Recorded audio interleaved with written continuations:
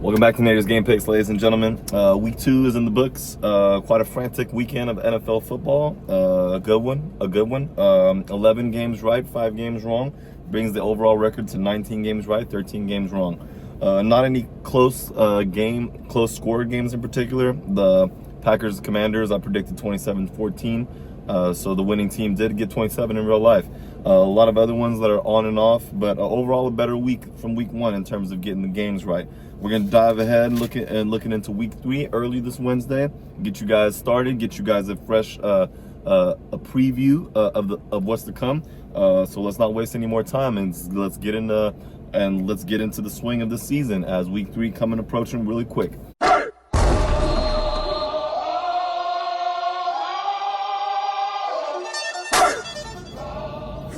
All right, guys.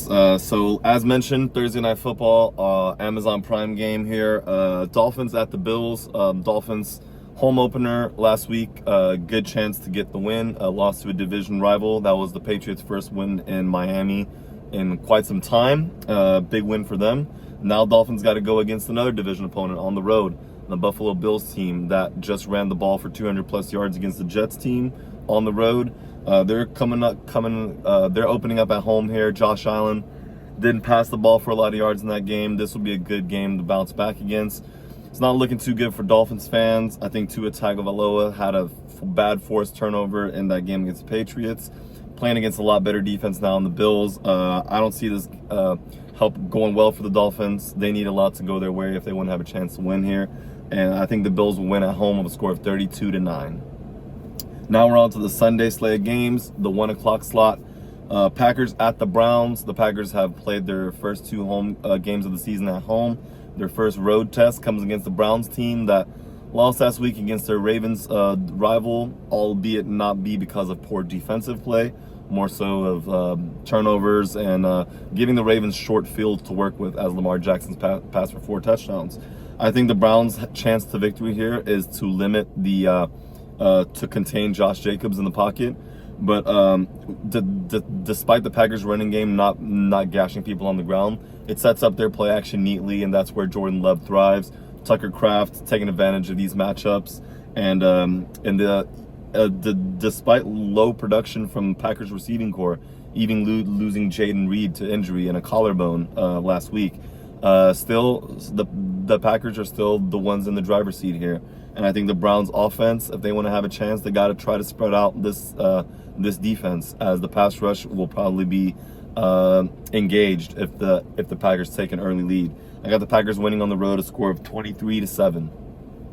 Colts at the Titans. This is a game that I think the Titans have a chance to get their first win for the Cam Ward for the new Cam Ward era.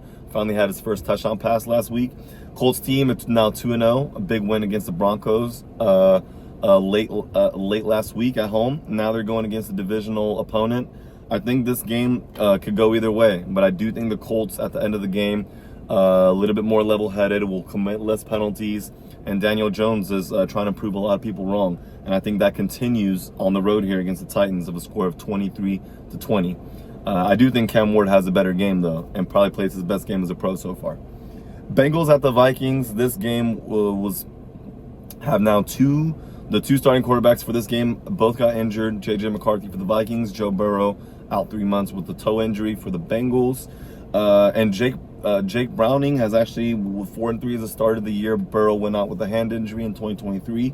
And the Vikings backup Carson Wentz getting the start here at home.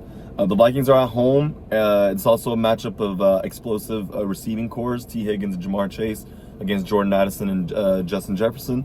Haven't been so hot, at least on the Vikings side. They also lost Aaron Jones to injury, so they're going to have Jordan Mason starting, getting the bulk of carries of this game, which he did have a promising showing against the Falcons. I would like to see the Vikings stick to that and maybe get Carson Wentz in some early play action downs to go downfield to his weapons, as the Bengals defense can be taken advantage of in this type of offensive approach. I think the Bengals want to come out of this game with the win. I don't know how their locker room morale is going, knowing their starting quarterback will be out again. Sad that Joe Burrow's such a promising young start to his career, has been riddled with so many injuries. But I think the Vikings have just as much to prove here. Prove to their fans. This is their second game at home. They got embarrassed last week on primetime against the Falcons. I think this is the game they come out. I think Carson Wentz, the defenses haven't been watching a lot of film on him. I think he comes in here and executes Kevin O'Connell's offense, at least for this week. And I think the Bengals score points, but don't allow enough to keep the Bengals, to keep them from winning. I think the Vikings win here at home, score 34-28. Steelers at the Patriots. Patriots at home. Mike Vrabel against Mike Tomlin. This will be a good defensive battle. The Steelers lost at home last week. Costly mistakes on special teams. I think that they bounced back here on the road as their defense came away with stops, but couldn't get the necessary stops late in the game. And they also allowed 400 yards to a Seahawks team that struggled in week 1. But I do think the Patriots, this is evenly matched. I think they have a good young team trying to surround the young quarterback with the right pieces. And I think the Steelers is a good test for them. So I think it'll be close. But I do think the Steelers in the end get the victory on the road here, a score of 27-26 over the New England Patriots. Rams at the Eagles, rematch from the divisional round last week. These two teams played each other twice last year, and the Eagles beat them both times. Saquon Barkley rushed for a total of, I believe, 400 plus yards, 450 yards between both games, as he had 230 plus in the regular season game he matched up against the Rams. The Rams have seen Barkley a lot on tape and have seen him get gashed by him on tape. I think the Rams come in here with the defensive scheme to get him out the game and drop back and force Jalen Hurts to beat him with his arm, as he hasn't passed for more than 130 yards in a game so far this year, albeit going against better defenses. But still, I think A.J. Brown and Devontae Smith actually have to get schemed open. I'm not so sure. They've been favored in their matchups, one-on-one matchups so far this year. And now going against the Rams team where their front seven, the strength of their defense, and the secondary is more so the second fodder of their defense. But this is a well-coached team. I think they get the win in Philadelphia. Philadelphia is at home. They're 2-0. Both these teams are undefeated. I think the Rams come away with the win here, as they were close to upsetting them in the playoffs last season. I think the Rams win them a score of 24-21. Key to victory being that they keep Stafford in the pocket, keeping him healthy, less hits taken, and being ahead of the sticks, being in third and manageable, not third and long, as this Eagles defense can make it difficult on opponents, specifically in Vic Fangio. Moving on, Jets at the Buccaneers. Todd Bowles coaching going against his former team in the Jets. The Jets lost Justin Fields to injury. I think they're going to be looking to start Tyrod Taylor this game. And then the Buccaneers, who also are without Jalen McMillan and Chris Godwin, still rehearsing his injury from last year. So I think this may favor the Jets, as the secondary matchup looks better. Sauce Gardner probably going to look to take Emeka Egbuka more so than Mike Evans. Mike Evans has been working more as a decoy for Egbuka to get open. And this young receiver has been very good. Baker Mayfield came rally back on Monday night to win late against the Texans. I think this is a game in which the Jets know they have to come out and they have to come out and they have to punch early. The Buccaneers are kind of known for slow starts, but they finish strong. And this is where the Jets have to be careful. They have to finish strong too. They have to be disciplined late in the game. I think the Buccaneers is the team that is the more disciplined team here late. And they win at home and score 28-24, keeping the Jets without a win and keeping the Buccaneers undefeated. Raiders at the Commanders. The Raiders lost a division game against a great Chargers team now, based off the film. They struggled. Geno Smith had three interceptions, didn't throw a touchdown, no touchdown scored by this Raiders offense. Brock Bowers only had 30 yards receiving. But this Commanders offense now have a questionable Jaden Daniels at quarterback. His backup would be Marcus Mariota, who actually played very well in the few times he's had to take the reins in wake of an injury. So I think the Commanders at home will rally behind this Mariota-led offense, although I think the Raiders defense is going to make the necessary adjustments. The biggest scorer on this Commanders offense right now is Zach Ertz, a 35-year-old Zach Ertz. So that's something that the Raiders need to pay attention to. I think the Raiders can take advantage of the Commanders' pass rush, as they face a great pass rush in the Chargers. Dorrance Armstrong seems to be the leading pressure rate getter for the Commanders, other than Frankie Louvu, who now plays the middle linebacker. I don't think you want to blitz your middle linebacker too much against the veteran quarterback, as he'll probably replace the blitz with a short pass. Geno Smith, I think, is favored in this matchup. I think both defenses have a good game. Commanders coming off a loss, Raiders coming off a loss. Both these teams want to bounce back. I think the Commanders at home fall just short. I think the Raiders win on the road, score of 17-16. Falcons at the Panthers. The Falcons, big game on the road last week. They're coming back on the road now against a division opponent. A team that fought good in the second half against the Cardinals team, but ended up falling up short. Bryce Young passed for 300 yards and 3 touchdowns. And shockingly so, -2 of those yards went to their former first-round pick in Xavier Legette. This is probably going to be his last chance to show that he can contribute in this league. And if he, with 8 targets and -2 yards, and Tedero McMillan living up to the expectation so far, and also the trade piece, the Panthers picked up Hunter Renfrow, who's caught 2 touchdown passes so far on the year. So Xavier Legette, this is not looking good for him in his young career now. And going up against the Falcons team, I think they're questionable. AJ Terrell is questionable, but this is still a pretty good team. Young, flying around. They had 6 sacks against the Vikings last week. So this is going to be a game where Bryce Young needs to get that ball out quick. They don't want to play behind the sticks. They don't want to play coming from behind, as the Falcons are going to try to tee off here, as they haven't been generating much of a pass rush the past 2 years.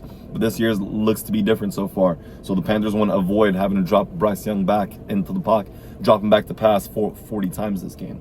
But I do think the Falcons win on the road, score of 30-17. From one division matchup in the NFC to the NFC South to the AFC South, we got the Texans at the Jaguars. The Texans haven't won a game so far.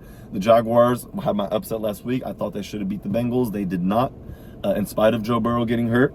So I think the Jaguars at home against the Texans team that has been struggling to finish games, despite be it good starts. I think this is going to be a critical game for the Jaguars to show that they can put games away, but I don't see that happening here. I think this game goes into overtime. I think the Texans road team come out on top of a score of 26-23 in overtime. Broncos at the Chargers. Now we're into our 4 o'clock slot of games, West Coast games, and the later games of the week. Broncos at the Chargers. The Broncos, a lot of people argue they should have been 2-0, and they had some late mistakes in that game that cost them against the Colts last week.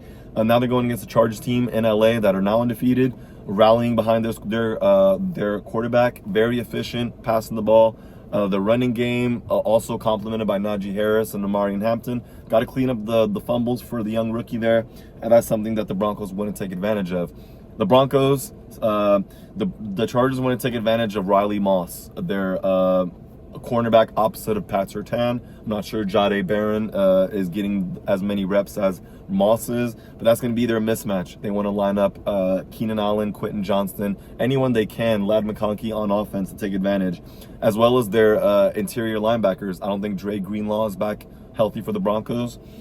This is something that the backfield of Hampton and Harris can take advantage of, as Harris is just as well known for running hard as well as catching the ball pretty good at the backfield. He could take advantage of scheme matchups here, as the Broncos had a hard time covering Jonathan Taylor out the backfield last week. I think the Chargers win at home here of a score of 27-25, keeping them undefeated in the AFC West and in general. Saints at the Seahawks. Seahawks at home here, hosting the Saints. Not a Drew Brees-led team in the Saints, Spencer Rattler-led team.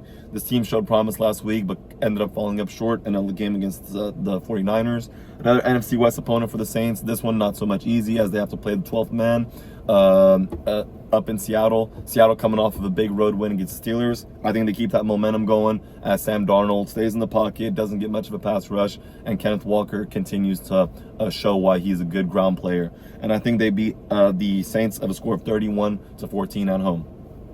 Moving on, we got the Cowboys at the Bears. Bears 0-2 going against the Cowboys team that gave up a lot of passing yards to Russell Wilson. Crazy overtime game. They couldn't get much of a pass rush despite a few plays. The Cowboys are going to have to look to work with their scheme here. Coach Eberflus, the Cowboys defensive coordinator, going against his former team in Chicago.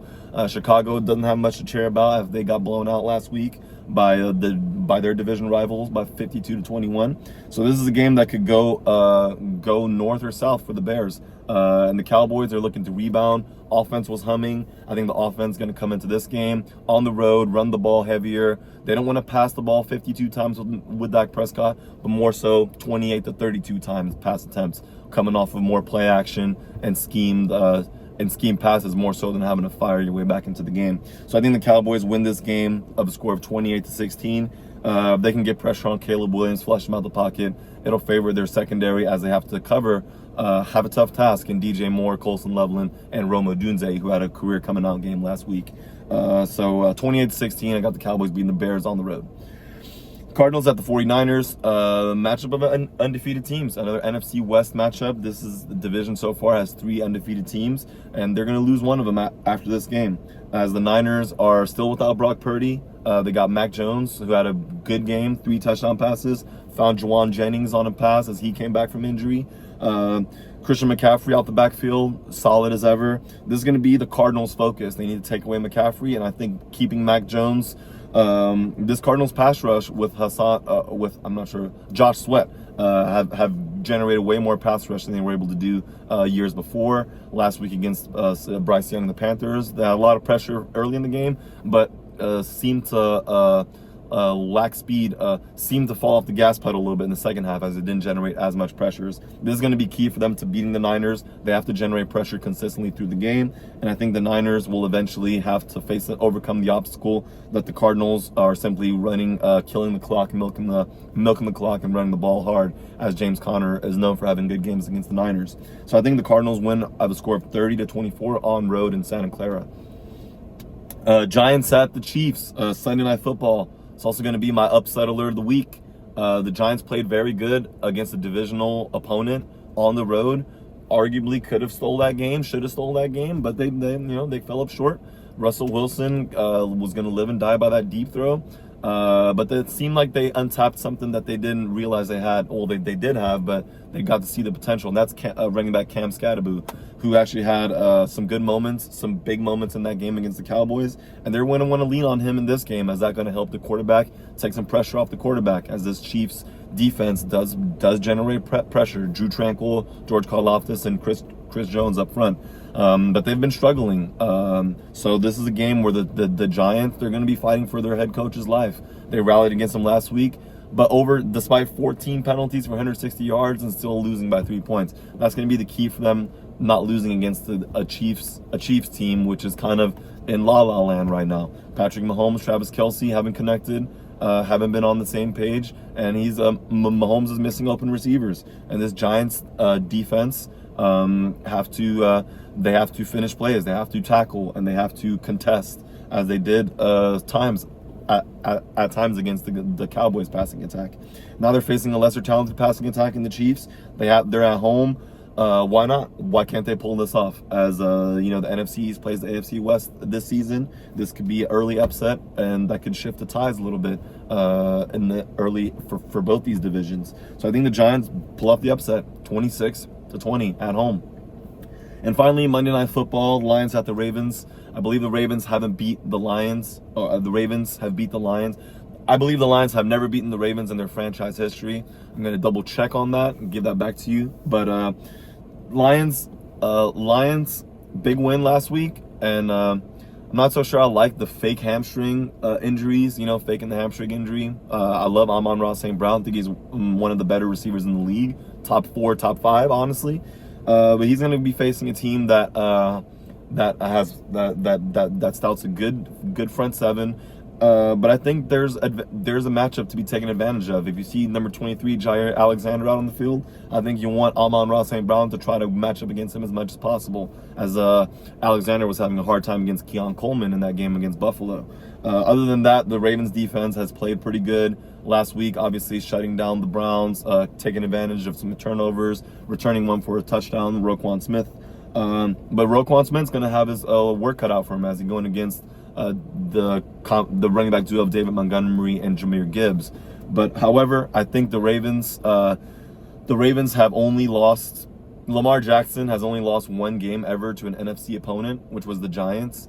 Two. Excuse me. They lost to the Eagles last year. So that's now 2 games. Look at that, both teams being NFC East opponents. So I don't think the Ravens are going to lose this game. Although this is going to be a great opportunity for the Lions team, motivated, coming off of a big win. Dan Campbell's going to have them fired up. But I do think the Ravens out here come out more calm, more collected, commit less penalties, and Lamar Jackson is simply playing at yet another MVP level year. I think he proves it in this game. I think the Ravens win them a score of 42-21. I think it's game is close going in halftime. In the second half, I think the Ravens take over, especially Lamar Jackson and his efficiency. That wraps up week 3.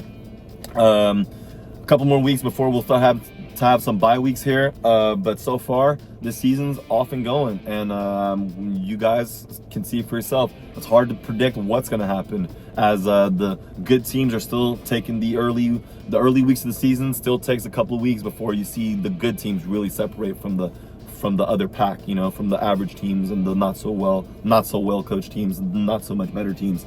We're glad this here. Keep praying for player safety. We want fewer injuries. We want everyone to come out of it healthy.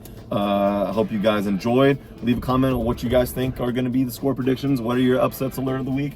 And when Thursday night football comes, that'll start us off. And then we'll up until Tuesday when the week ends. Have a great week. Stay hustling, stay grinding. Pray for everybody. I'll see you guys on the next one. Have a good one.